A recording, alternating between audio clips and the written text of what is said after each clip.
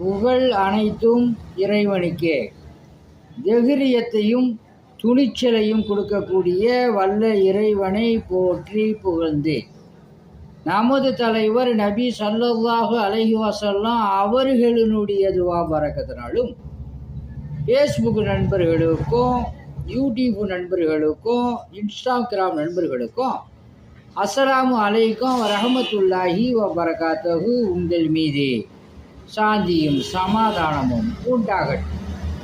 இந்த வீடியோவை சப்ஸ்கிரைப் செய்து கொள்ளுங்கள்.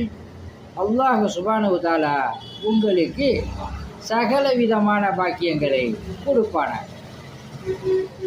வாழ்க்கையில் நமக்கான அடையாளம் நாம் உருவாக்கியதாக இருக்க வேண்டும், மற்றவர்கள் கொடுத்ததாக இருக்க கூடாது.